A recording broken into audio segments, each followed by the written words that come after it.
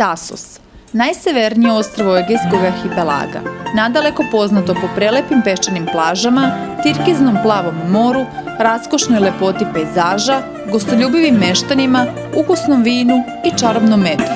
Od najvišeg planinskog vrha sve do mora spuštaju se nepregledne borove šume i bujna vegetacija zbog koje je nazvano šuma koja pliva. Glavni grad je Limenas, koji je pored limenarija i potosa najpoznatije turističko mesto na Tasosu.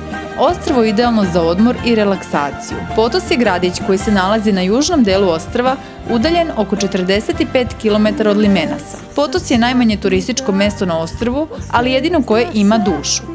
Sve na dohvat ruke, plaža, brojni restorani, kafići, marketi, prodavnice suvenira i odeće. Plaža u Potosu je dugačka 2 km, veoma je lepa, čista i dobro organizovana. Limenas je lučki gradić sa oko 3.500 stanovnika, nastao na mestu antičkog grada Tasosa. Karakteriše ga lepo šetalište uz more, kao i trgovačke ulice sa puno različitih prodavnica, restorana i kafića.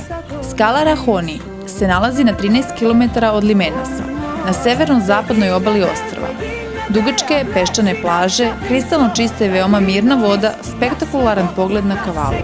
Skala Prinos se nalazi na severozapadnoj obali ostrva i predstavlja drugu po važnosti luku ostrva iza Limenasa. Iz Skala Prinosa se izvozi mermer u celi svet.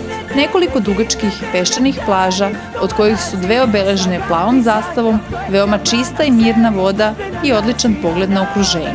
Tasos je pravi prirodni raj na zemlji i idealan je za porodična letovanja, posebno ukoliko je povod za letovanje zdravlje.